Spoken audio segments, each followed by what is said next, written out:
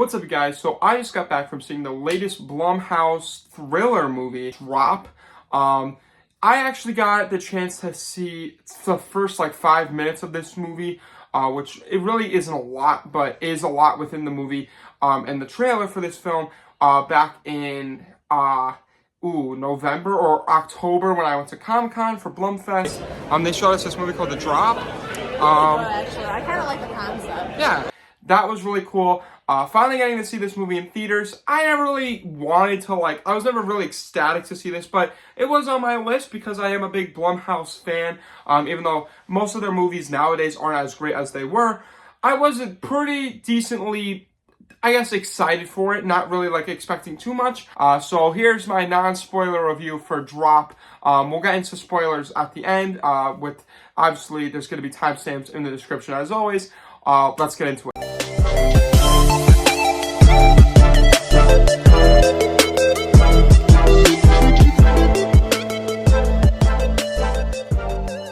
So starting off, as always, this movie follows a woman basically going on a date for the first time in a long time at a restaurant, and she basically just gets airdropped. She basically just has to figure out who's sending these airdrops. That's pretty much the plot, the synopsis, that's it. And this movie's maybe an hour, 50 minutes, maybe a little longer. This is directed by Christopher Landon, who did make a few movies that I do like, such as Freaky and maybe Happy Death Day. But even those, I didn't end up loving. I just gave a 6 out of 10 or a high 5 out of 10. Nothing great, but just okay movies. I want to talk about my positives of the movie first, as always. I really respect the fact that this plot is so simple, and it still keeps me intrigued throughout the movie in ways. So basically, a lot of this movie focuses on the airdrops for the most part.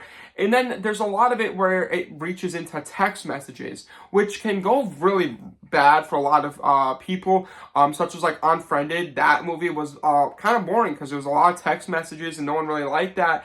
I personally ended up decently enjoying that movie, but not to an extent. But I can understand why people don't like text messages in movies.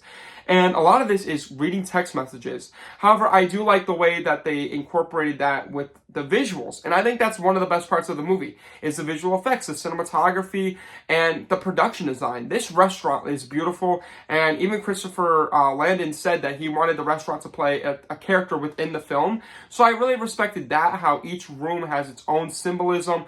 And then the text messages appear on the walls.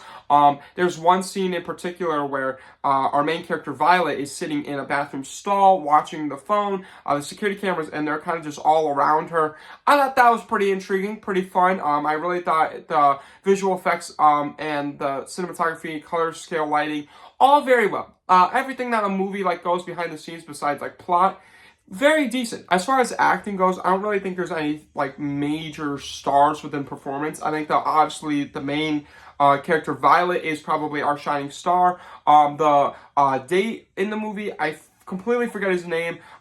He's pretty good in it too. Nothing really star worthy. I think he's a good actor, but the performance wasn't anything extraordinary. I think her performance as the main character, lead Violet, was pretty good on average, but nothing spectacular. I don't know. That's really where my positives lie. I think there's a few funny jokes within the movie that they balance the humor really well.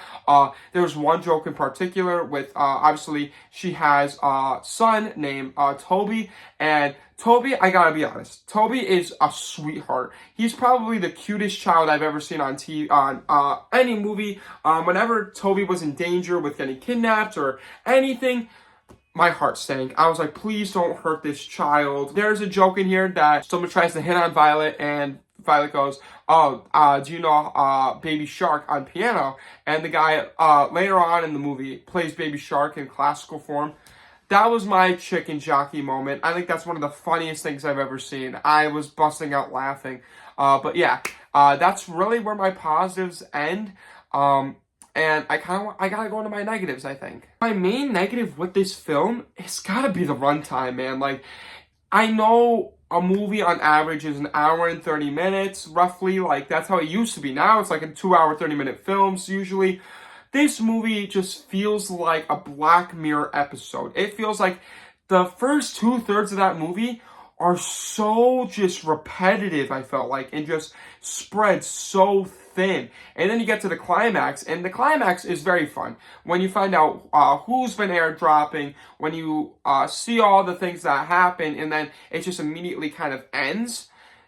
It's kind of reminds me of a Black Mirror episode. This is very similar to the episode in Black Mirror, Shut Up and Dance. Now, Shut Up and Dance is a lot more darker, a lot more complex. But this just feels like it's like a PG-13 version of that, but a movie. That's really all I was watching when watching this. That's all I was thinking of. I felt that middle section was just so like not needed, and if you cut out a lot of the fat in that, this movie could have just been 50 minutes long, put on Netflix as a Black Mirror episode, and honestly, probably would have been a 9 out of 10 movie, or a little short for me, or an 8 out of 10 short. But it's just so repetitive in those first 2/3, like when she's in the restaurant especially, that I was just like, I don't know. There was a point in the movie where my girlfriend did fall asleep for like 20 minutes, wakes up, and she remembers everything that happened and didn't miss a single thing. And this movie very much follows, oh, who's the person doing it? Who's who? Like, what? You don't know who's airdropping it, and there's little clues throughout the movie that who it could be. She missed a few of those scenes, but nothing important that, like, it's like, were those really necessary? This is a date. This is a first date. So props to that guy for staying so long. Because there's a time where she goes, oh, I want to sit at this table. Never mind, I want to sit at that table. Actually, I like the table we're sitting at. Dude, that was me. Oh no, there's a problem at home. I'm sorry, I gotta go. My mom's calling me. Oh no, my sister said the dog threw up on our cat. Dude, I would not be staying there. And you know what? This guy was a very nice man. He cared very much deeply about the Toby, which I respected. So obviously, I respect him, but it couldn't be me, bro. Seeing all this, and obviously, you know that there's something wrong with her. You just don't know what it is, but. Man, at first, when she was doing all that, I was like, there's no way I would be staying here. Props to him. I truly believe this movie just struggles with a good concept and a bad execution. I'm not saying anything bad about this movie. This movie could have easily been way worse. This movie could have been my worst movie of the year, honestly, with the concept. But it just wasn't to the par that I would have liked. I don't want to say I'm disappointed in it. It's just like, when you have that basic of a concept and it to be like an hour and 50-minute movie, I don't even know. Like, I think it's only like an hour and 40 minutes, but it just feels like a 2.5-hour movie, honestly, at some points, that there's just nothing really happening at some points. There's something where she's just texting the whole movie, and it's like, I don't know. I honestly wasn't that interested. I know a few people weren't that interested, but as a movie, I think it's good visually. I think it has its moments that it's fun. But a lot of the time, I gotta take notice for like that beginning or the middle where it's just really boring. And the ending, for it just to end so abruptly. I don't know. That's just my opinion. Now, I'm gonna get into spoilers, but honestly, there's really nothing really to spoil about this movie. I will give like some spoilers, so if you don't want to see that, go to my overall thoughts. So, some spoilers here, I guess. I don't really care for the whole reveal about it being the guy that she met in the bar when they were on the first date. I mean, okay, I guess. It's whatever. I mean, the fact that, like, I guess the guy was working for the mayor. He just didn't want the mayor. It's a very basic reasoning as to why he wants this guy to die. But that's really it for spoilers. I really don't think there's anything really. I just think the ending to all of a sudden just her being in the hospital with him and it just to end kind of just ends right there. And it's like, all right. I mean, there's really like, I felt like I just watched a TV show episode that was an hour and 50 minutes. That's it. So getting into my overall thoughts here, I'm going to put them up right here.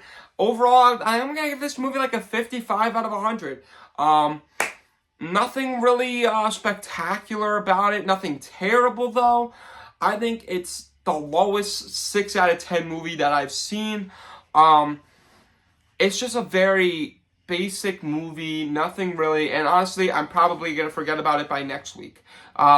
Very mid-tier. I mean, it's an enjoyable time. But again, I just got to take into account for those middle sequences. This movie could have easily been 7 out of 10, or it could have been a 2 out of 10. But I think I'm okay. I think I'm settled with the rating that I gave it. I think it's fine. I think it's gonna just be in a closet that I never watch this again and never think about it again. So that was my opinion on Drop. If you guys want to follow my Letterboxd account, here it is. I'm going to be doing all my rankings for the movies I've seen throughout the year. Right now I'm at 20. Here is my top 20 of the year so far. A lot of these opinions also change with my rating scale. I know Minecraft I moved down a little bit. So if you want to see all my changes and stuff, make sure you go follow my Letterboxd reviews. It's DNFL Vids on Letterboxd, so make sure you go follow that. And if you like this video, make sure you like it. If you really like it, make sure you subscribe. And if you want to see future reviews like this, make sure you ring that bell in the description down below. With all that being said, thank you so much for watching. Dessert out. Peace.